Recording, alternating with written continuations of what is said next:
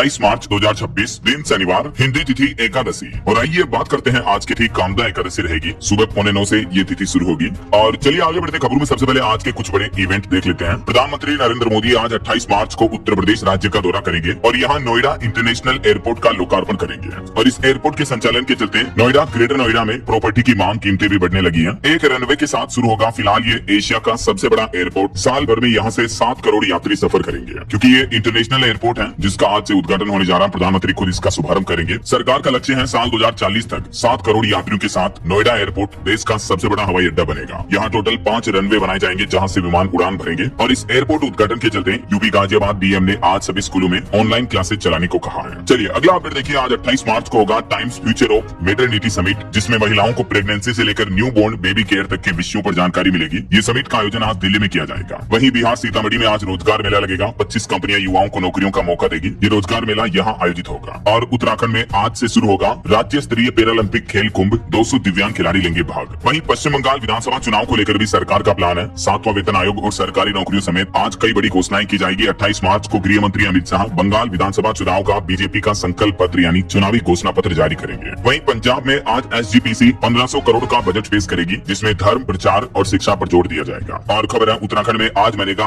अर्थ over. 1 घंटे तक के लिए बंद रहेगी गैर जरूरी लाइटें। उत्तराखंड सरकार ने आज रात 8:30 बजे से लेकर 9:30 बजे तक 1 घंटा अर्थ ओवर मनाने का निर्णय लिया, जिसके तहत प्रदेश भर में घरों की सभी गैर जरूरी लाइटों को और विद्युत उपकरणों को बंद रखने की अपील की गई है। सरकार का यह कदम लोगों में ऊर्जा बचत को बढ़ावा देने के प्रति जागरूक करेगा। और मौसम विभाग ने भी चेतावनी जारी की। आज 28 मार्च को अगले 24 घंटों तक 11 राज्यों में बारिश और आंधी तूफान की चेतावनी है। आगे मैं आपको बताऊंगा और भी पूरे मौसम समाचार विस्तार से। फिलहाल आगे बढ़ते खबरों में सबसे पहले इजराइल ईरान जंग से जुड़े कुछ बड़े अपडेट्स देख लेते हैं। तो देखिए दोस्तों, ईरान पर अमेरिका और इजराइल के हमलों को 28 दिन हो चुके हैं, लगभग 1 महीना होने में आया है। इस बीच तेहरान पर भी बमबारी जारी है और अमेरिकी राष्ट्रपति डोनाल्ड ट्रंप ने ईरान के ऊर्जा ठिकानों पर हमले को फिलहाल 10 दिन तक के लिए टालने की बात कही है। इधर ईरान ने दावा किया कि अमेरिका और इजराइल के द्वारा हमारे परमाणु ठिकानों को निशाना बनाया गया। इजराइल ने कहा कि हम अब सैन्य कार्रवाई को और तेज करेंगे। यानी ये युद्ध खत्म होने की बजाय दिनों दिन और तनावपूर्ण होता जा रहा है। अब तक ईरान में 1900 से ज्यादा और लेबनान में 1100 से ज्यादा लोगों की मौतें हो चुकी हैं और इजराइल में भी 18 लोगों की जान गई है। वहीं इजराइल अमेरिका के साथ युद्ध की वजह से ईरान में 82,000 से भी ज्यादा इमारतें, बड़ी बड़ी बिल्डिंग्स क्षतिग्रस्त हो गई। लाखों लोग प्रभावित हुए हैं इन युद्ध के हालातों की वजह से। इस बीच हमारे देश के प्रधानमंत्री नरेंद्र मोदी ने ईरान जंग मसले को लेकर देश भर के मुख्यमंत्रियों के साथ बैठक की और इस बैठक में पीएम मोदी ने कहा कि हमें टीम इंडिया की तरह काम करना होगा। हालांकि सरकार बोली कि देश में लॉकडाउन नहीं लगेगा। ये देखिए कुछ पॉइंट्स पीएम मोदी ने मुख्यमंत्रियों के साथ बैठक में कहा। एक तो राज्यों को सप्लाई चेन दुरुस्त रखने के निर्देश दिए, टीम इंडिया की भावना पर जोर दिया। पीएम बोले कि एलपीजी गैस, पेट्रोल, डीजल इनकी जमाखोरी और मुनाफाखोरी के खिलाफ सख्त कदम उठाएं सभी राज्य। गलत सूचना और अफवाहों के प्रसार के खिलाफ भी चेतावनी दी और आपूर्ति श्रृंखलाओं के सुचारू संचालन को भी सुनिश्चित करने का आग्रह किया है। और बीते दिन से कुछ मीडिया रिपोर्ट्स आ रही थी कि लॉकडाउन लगा सकता है केंद्र, तो इन खबरों, सुर्खियों, चर्चाओं पर भी पीएम मोदी ने कहा कि देश में लॉकडाउन नहीं लगेगा। मुख्यमंत्रियों को पीएम मोदी ने ये साफ संदेश दे दिया है। मीडिया में सुर्खियों में चल रही अफवाहों पर सरकार ने विराम लगाया। केंद्रीय मंत्री किरेन रिजिजू ने भी कहा कि देश में लॉकडाउन नहीं लगेगा, डर का माहौल न बनाएं। एक्चुअली पीएम मोदी ने इन युद्ध के हालातों पर कहा था कि हमें कोरोना काल की तरह इन चुनौतियों से निपटना होगा, तो इस वजह से लोगों को लगा कि फिर से लॉकडाउन लग सकता है,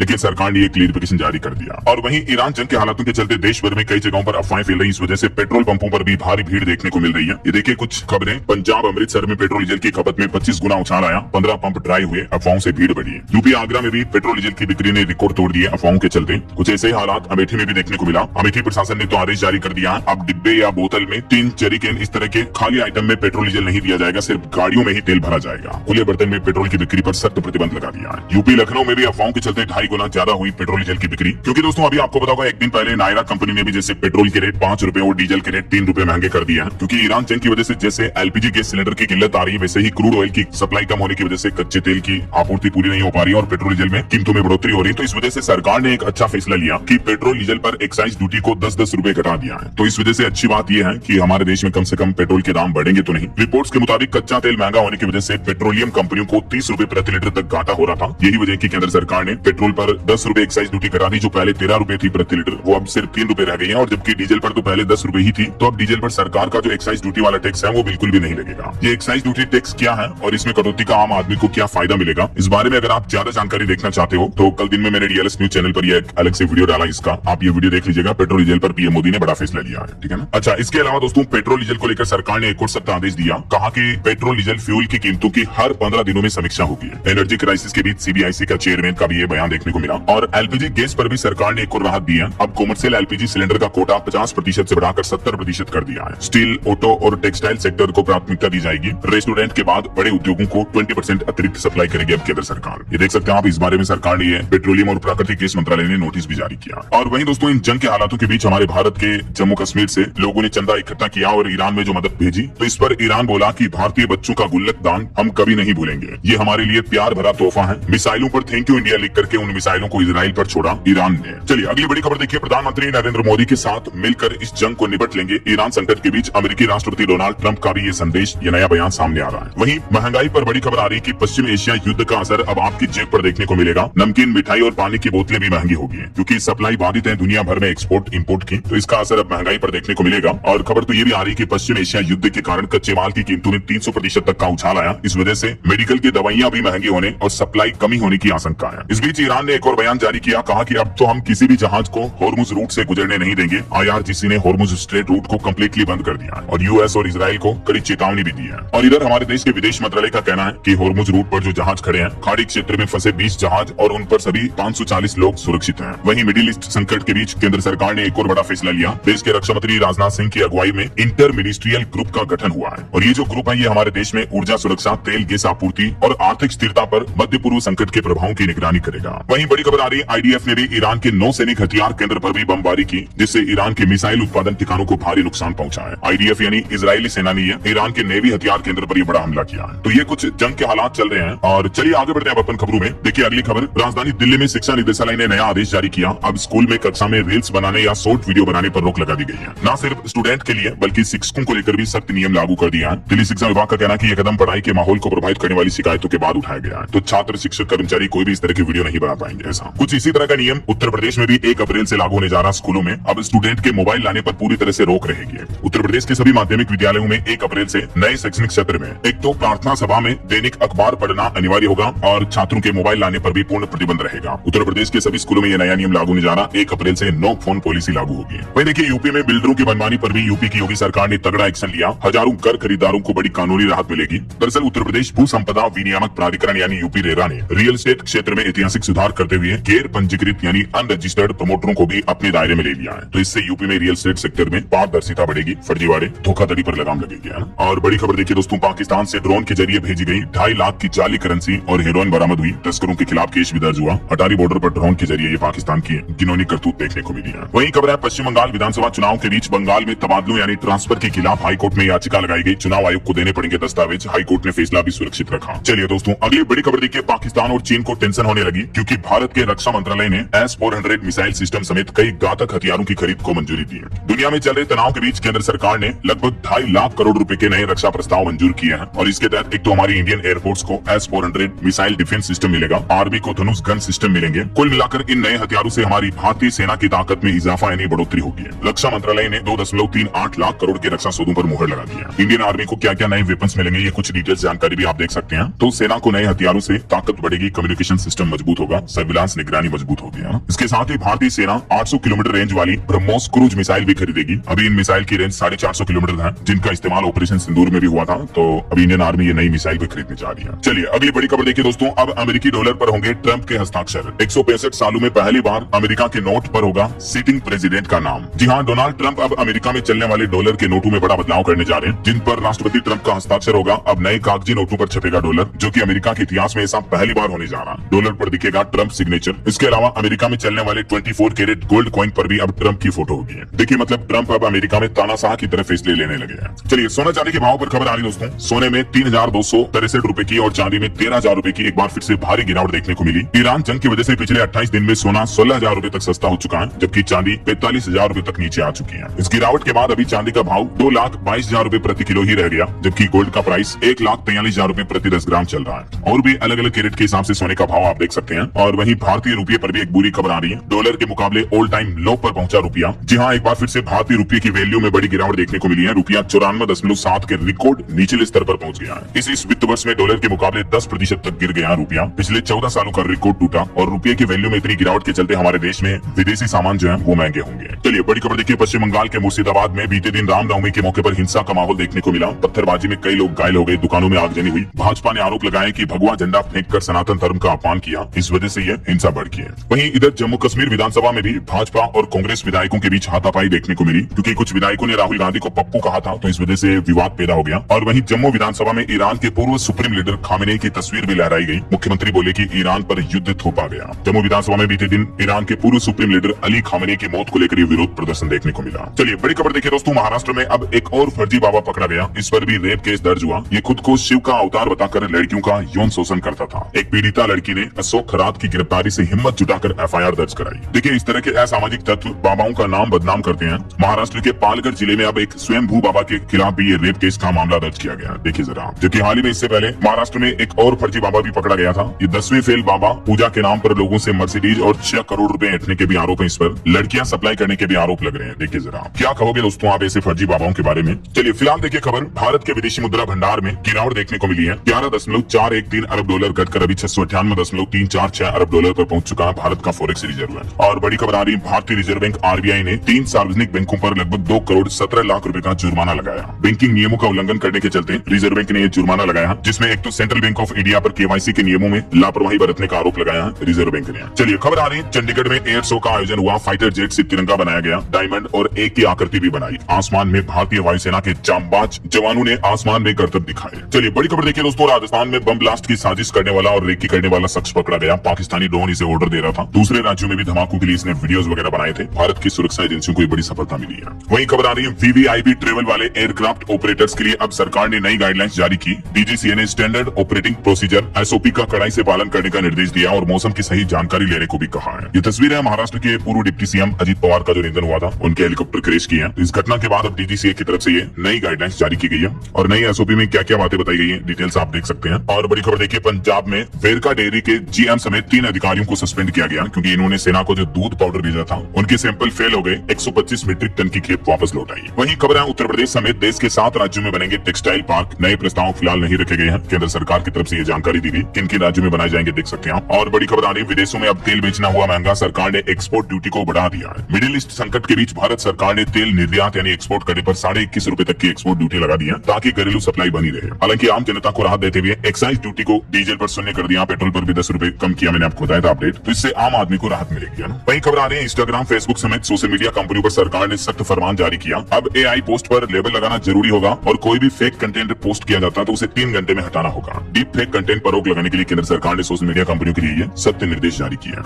और खबर है दोस्तों, मणिपुर राज्य में एक बार फिर से हिंसा देखने को मिली। कुकी उग्रवादियों ने सेना की चौकी को निशाना बनाया, सुरक्षा बलों ने 6 बंकर भी ध्वस्त किए। वहीं खबर है, गुजरात एहसास क्षेत्र कानून में संशोधन किया है सरकार ने। कलेक्टरों को संपत्ति कब्जाने तक की व्यापक शक्तियां दी गई। गुजरात विधानसभा में ये नया कानून भी पारित हो चुका है। और महिला पुरुष के मामले पर इलाहाबाद हाईकोर्ट ने बड़ा फैसला सुनाया। कहा कि शादीशुदा पुरुष भी लिव इन में रह सकता है, ये कोई अपराध नहीं है। हाईकोर्ट ने इस केस पर सुनवाई करते हुए कहा कि फैसले नैतिकता से नहीं बल्कि कानून से होते हैं। और इस केस पर सुनवाई करते हुए एक कपल की गिरफ्तारी पर भी रोक लगा दी। हाईकोर्ट ने कहा कि अगर शादीशुदा आदमी किसी बालिग महिला के साथ उसकी मर्जी से लिव इन में रहता है तो ये कोई अपराध नहीं है ऐसा। वहीं खबर है, हरियाणा के मुख्यमंत्री नायब सिंह सैनी ने बयान दिया। कहा कि पंजाब में कांग्रेस और आम आदमी पार्टी का गुप्त गठबंधन है। और कुछ बड़े हादसों और दुर्घटनाओं की खबरें देखिए दोस्तों। उत्तर प्रदेश के कौशाम्बी में बड़ा हादसा हो गया। ट्रेलर से टकराई पिकअप वैन, 8 लोगों की मौत हो गई। ये सभी लोग कौशाम्बी में मुंडन करा करके लौट रहे थे, तो ये श्रद्धालुओं की पिकअप ट्रोले में घुस गई, जिसमें 8 लोगों की मौत हो गई। मरने वालों में 5 महिलाएं, 3 बच्चे हैं। और एक बड़ा हादसा मध्य प्रदेश में भी हो गया। देखिए ग्वालियर में स्कॉर्पियो ने ऑटो को मारी टक्कर, जिसमें 5 श्रद्धालुओं की मौत हो गई, 4 लोग घायल हो गए। यूपी प्रयागराज में भी एक बड़ा हादसा हो गया। गंगा नहाने गए 7 लड़के डूबे, 2 की मौत हो गई, 3 को बचाया गया, 2 की तलाश अभी भी जारी है। और गुजरात की ये बड़ी ही शर्मनाक घटना देखिए। एक लिव इन पार्टनर महिला की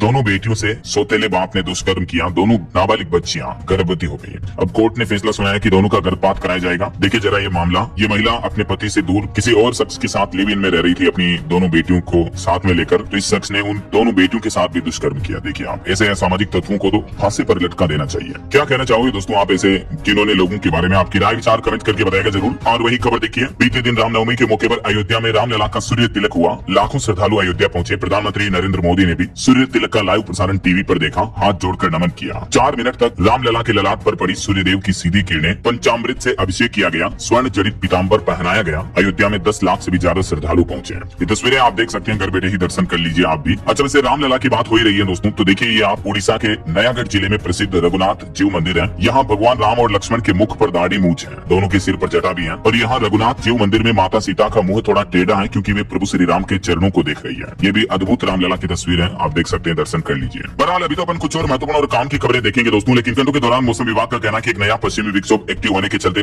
पंजाब, हरियाणा, राजस्थान समेत कई राज्यों में गरज चमक बारिश का खतरा रहेगा। किसानों की फसलों पर भी नुकसान का खतरा मंडरा है। बीते दिन लद्दाख में कुदरत का कहर देखने को मिला। हिमस्खलन की चपेट में आने से 7 लोगों की मौत हो गई, कई वाहन भी दब गए। जम्मू के श्रीनगर लेह हाईवे पर ये एवलांच की घटना देखने को मिली। ये तस्वीरें आप देख सकते हैं। 12 से ज्यादा वाहन 6 फीट बर्फ में दब गए, जो जिला दर्रे के पास से बड़ा हादसा हुआ। वहीं राजधानी दिल्ली एनसीआर में भी तेज आंधी ने अचानक बदला मौसम, बारिश का भी अलर्ट जारी किया। और मध्य प्रदेश में भी देखिए आप, चित्रकूट में बारिश हुई। इस वजह से रामनवमी पर 21 लाख दीपक जलने थे, लेकिन दियों में पानी भर गया तो दिए जले नहीं पाए। मध्य प्रदेश के भी 20 जिलों में आधी बारिश का अलर्ट है। आज तो हालांकि एमपी में मौसम थोड़ा ठंडा रहेगा, लेकिन कल 29 मार्च को मध्य प्रदेश के ये उत्तरी हिस्सों के जिलों में येलो अलर्ट जारी किया है। और परसों 30 मार्च को भी उत्तरी और पश्चिमी मध्य प्रदेश में ज्यादातर जिलों में बारिश की येलो चेतावनी है। वहीं उत्तर प्रदेश में भी देखिए दोस्तों, लखनऊ, कानपुर, प्रयागराज, वाराणसी समेत 10 जिलों में तेज बारिश हुई। हरदोई में बिजली गिरने से एक किसान की भी मौत हो गई। अगले 5 दिन यूपी में मौसम ऐसा ही रहेगा। 28 मार्च से लेकर 1 अप्रैल तक उत्तर प्रदेश के अधिकतर जिलों में बारिश का सिलसिला जारी रहेगा। अगले 24 घंटों में यूपी के इन 38 जिलों में बारिश और बिजली गिरने का अलर्ट है, देख सकते हैं आप। और वहीं हरियाणा में भी अगले 3 दिन बारिश के आसार रहेंगे। पश्चिमी विक्षोभ सक्रिय हुआ, तेज हवाएं चलेगी। किसानों को सतर्क रहने की सलाह दी है मौसम विभाग ने। राजस्थान राज्य में भी बारिश और ओले की चेतावनी। मौसम विभाग का कहना कि किसान भाई लोग अपनी फसलों को सुरक्षित जगह रख लें, क्योंकि राजस्थान में भी अब 3-4 दिन बारिश का दौर जारी रहेगा। आज 28 मार्च को उत्तरी और पश्चिमी राजस्थान के इन जिलों में बारिश का येलो अलर्ट है। और कल 29 मार्च को तो पूरे राजस्थान के सभी जिलों में येलो चेतावनी जारी की है मौसम विभाग ने। परसों 30 मार्च को भी पूरे राजस्थान के लगभग सारे जिलों में बारिश का अलर्ट जारी किया गया। वहीं दक्षिण भारत में देखिए, सूखे से जूझते महाराष्ट्र राज्य के लिए भी राहत की खबर है। 30 मार्च से बदलेगा मौसम, बारिश का दौर शुरू होगा। पहाड़ी राज्यों की बात करें तो हिमाचल प्रदेश में शिमला में बूंदाबांदी देखने को मिली। रोहतांग में बर्फबारी हुई। अगले 72 घंटे हिमाचल में बादल बरसेंगे। आज भी 8 जिलों में आंधी तूफान का येलो अलर्ट है। मौसम विभाग ने हिमाचल के ऊना, हमीरपुर समेत इन जिलों में बारिश की चेतावनी जारी की है। 28, 29, 30, 31 मार्च तक बारिश का दौर जारी रहेगा। और उत्तराखंड के भी 7 जिलों में बारिश हुई। पहाड़ों में येलो अलर्ट है। 5 शहरों में बर्फबारी के आसार है। 50 किलोमीटर प्रति घंटा की रफ्तार से तेज हवाएं भी चलेगी। अगले 3 दिन 28, 29, 30 मार्च तक उत्तराखंड के इन जिलों में बारिश का दौर जारी रहेगा। बाकी पूरे भारत में अगले 2 दिन मौसम कैसा रहेगा, किन किन राज्यों में बारिश का अलर्ट है, आज और कल 28, 29 को देख सकते हैं आप। ये भारत के मानचित्र में भी जहां जहां ये ब्लू कलर के बादल आप देख पाओगे, इन राज्यों में बारिश का अलर्ट है। वैसे दोस्तों, आपके राज्य में अभी मौसम के हाल क्या चल रहे हैं? आप कौन से राज्य में, कौन से जिले में रहते हैं? आपके राज्य और जिले का नाम मुझे नीचे कमेंट करके बताएगा जरूर, ताकि मैं आपके राज्य के समाचार भी आपके मोबाइल तक पहुंचा दूंगा। ओके, और चलिए बिना टाइम वेस्ट किए मौसम अपडेट्स के बाद सीधा आगे बढ़ते हैं। कुछ मार्केट अपडेट्स पर नजर डाल लेते हैं। तो देखिए,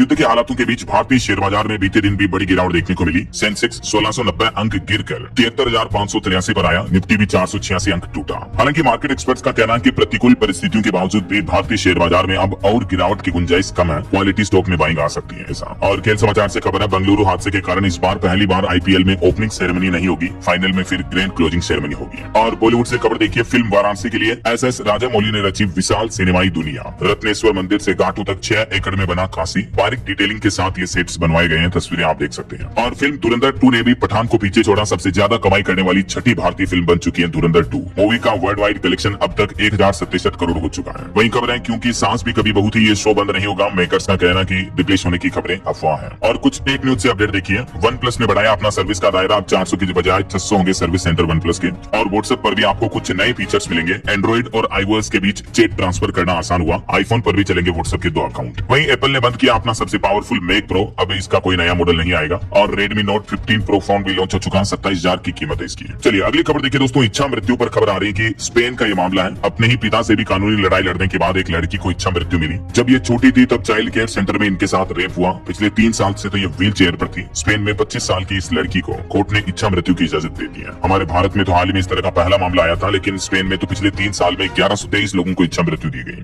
और अंतर्राष्ट्रीय न्यूज के कुछ और अपडेट देखिए। नेपाल में बालेन शाह सबसे युवा प्रधानमंत्री बने। तो नेपाल के नए पीएम को हमारे देश के प्रधानमंत्री नरेंद्र मोदी ने भी बधाई संदेश भेजा। कहा कि भारत नेपाल दोनों देशों के संबंधों को नई ऊंचाइयों पर लेकर जाएंगे। और एक बड़ा हादसा हो गया देखिए, क्यूबा जा रही 2 मदद वाली नावें लापता है। 9 लोगों का अब तक कोई सुराग नहीं मिला। वहीं कनाडा में खालिस्तानी झंडे फहराने पर बैन लगा दिया गया। संसद में बिल पास हुआ। धार्मिक स्थल के पास लोगों को डराना भी अब अपराध होगा। चलिए आगे बढ़ते खबरों में देखिए आप अगला अपडेट। पश्चिम एशिया हालातों के बीच वित्त मंत्री निर्मला सीतारमण का कहना है कि लॉकडाउन का कोई प्रस्ताव नहीं है। और खबर है, 45 करोड़ की जमीन कागजों पर 75 लाख की। ईडी ने अल फलाह यूनिवर्सिटी के अध्यक्ष पर भी शिकंजा कसा। और हरियाणा के नूह के ये गाँव की एक दास्तान देखिए। घर घर में बीमारियां इस गाँव में। 64 लोगों की मौत हो गई कुछ ही सालों में। बीते 5 साल से हरियाणा नूह के इस गाँव में लोगों में दहशत का माहौल है। 15 कैंसर, 24 टीबी और 25 हार्ट अटैक से मरे। हरियाणा नूह के टपकन गाँव का ये मामला है, जहाँ घर घर में बीमारी मौजूद है, लोगों में डर का माहौल है। और बड़ी खबर देखिए, केबीसी में 50 लाख जीतने वाली तहसीलदार अब 2.5 करोड़ के घोटाले में गिरफ्तार हुई। मध्य प्रदेश की तहसीलदार है। वहीं मुख्यमंत्री योगी आदित्यनाथ बोले कि बारिश से फसलों के नुकसान का आकलन करें अधिकारी, किसानों को मुआवजा दिलवाएं, डीएम फील्ड में उतरे। और नीति आयोग ने लक्ष्य तय किया है, अगले 10 सालों में $8.1 अरब के खेल उपकरणों का यानी स्पोर्ट्स का निर्यात एक्सपोर्ट किया जाएगा, जिससे 54 लाख नौकरियों के अवसर भी बढ़ेंगे।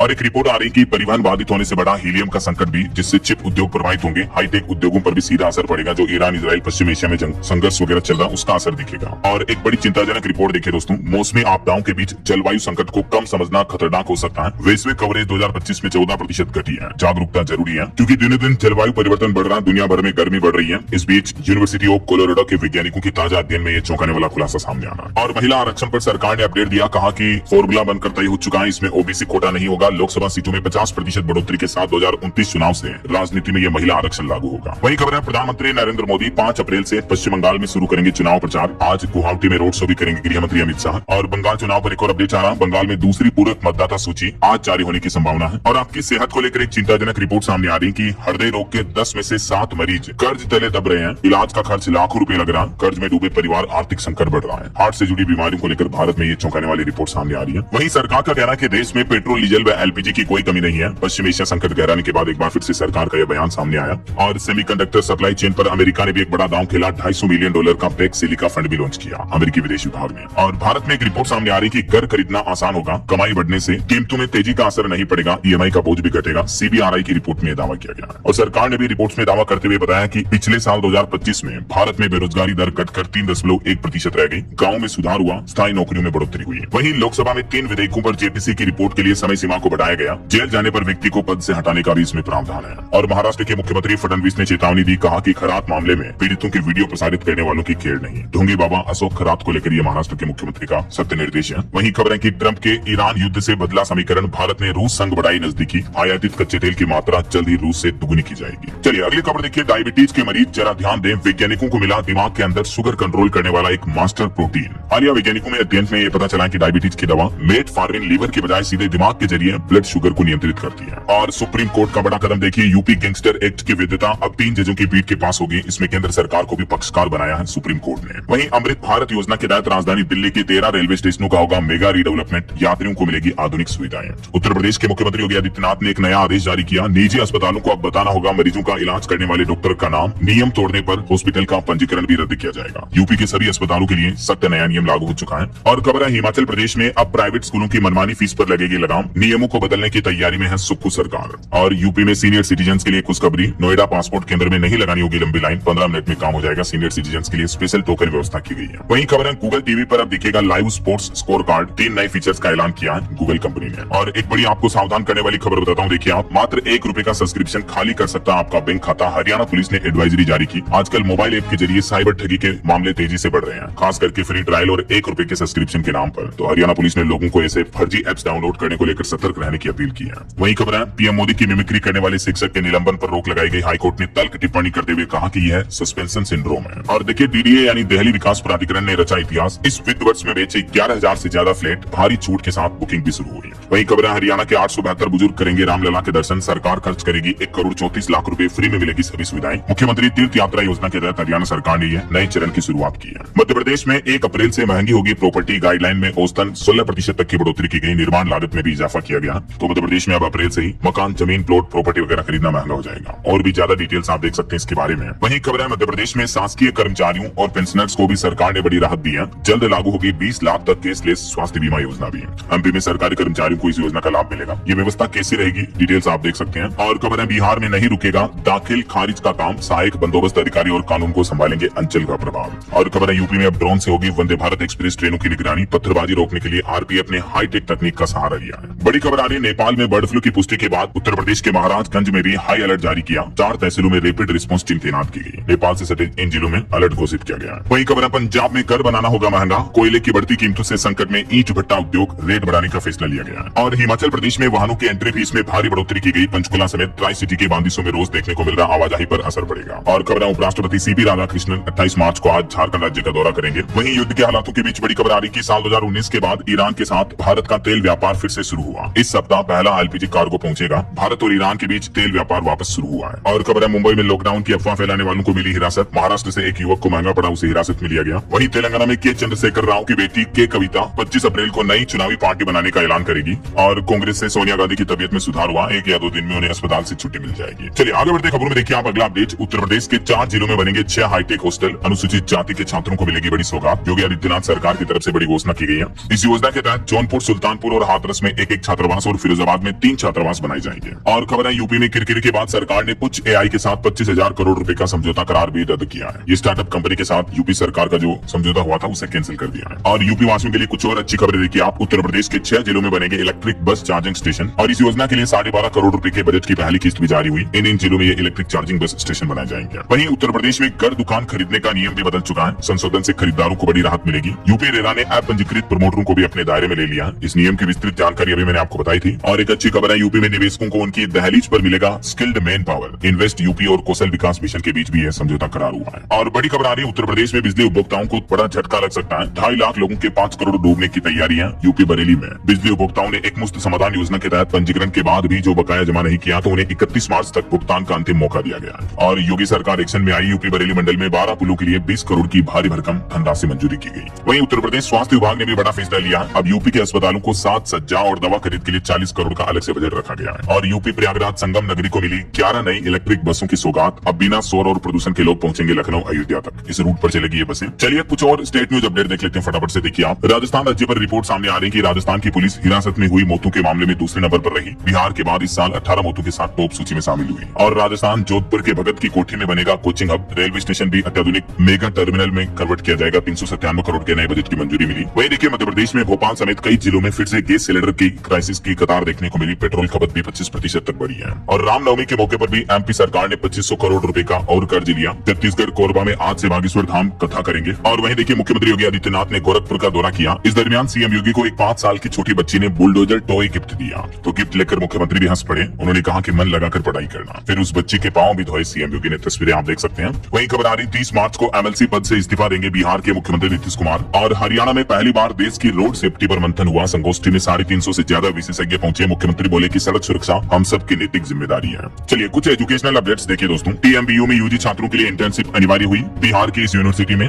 और वहीं मध्य प्रदेश में अब 29 अप्रैल को होगी सब इंस्पेक्टर की मुख्य परीक्षा। यूपी बोर्ड से भी कुछ निर्देश आए हैं कॉपियां चेक करने वाले शिक्षकों को कि अगर लिखावट संदिग्ध लगे या आंसर कुछ गड़बड़ लगे तो हैंडराइटिंग विशेषज्ञ की मदद ले। ऐसा चलिए अगली खबर देखिए। पंजाब में मेडिकल कॉलेजों का नर्सिंग स्टाफ हड़ताल पर है। सरकार ने लागू किया एजमा कानून। तुरंत काम पर लौटने के आदेश दिए मेडिकल एजुकेशन विभाग की तरफ से। वहीं बिहार में भी हड़ताली राजस्व अधिकारियों पर सरकार ने सख्त आदेश जारी करते हुए डिप्टी सीएम सिन्हा बोले कि सेवाएं बाधित करना पूरी तरह से अस्वीकार्य है। तुरंत काम पर लौटे वरना तनख्वाह वेतन काटा जाएगा। और प्रधानमंत्री नरेंद्र मोदी जल्द ही उत्तराखंड राज्य का दौरा करेंगे। यहाँ कई योजनाओं का लोकार्पण और शिलान्यास करेंगे। हिमाचल प्रदेश में खबर आ रही कि विद्यार्थियों की शून्य संख्या वाले 36 प्राइमरी स्कूल बंद किए गए। 3 मिडिल स्कूल को मर्ज किया गया। अधिसूचना जारी हुई। और हिमाचल में निजी स्कूलों की फीस निर्धारित करने के लिए एक्ट 24 संशोधन करेगी सरकार। सख्त व्यवस्था लागू होगी। वहीं मार्केट रेगुलेटर सेबी ने बड़ा फैसला लिया। गेहूं, चना, सोयाबीन समेत 7 एग्री कमोडिटीज की ट्रेडिंग पर रोक लगी। 31 मार्च 2027 तक बैन बढ़ाया गया। ओके, और अंत में दोस्तों आज के राशिफल पर नजर डाल लेते हैं। देखिए वृष राशि वालों को प्रॉपर्टी और गाड़ी से जुड़ा फायदा मिलेगा। मीन राशि वालों की तरक्की का योग बन रहा है। और भी कुछ अलग अलग राशियों का राशिफल आप देख सकते हैं स्क्रीन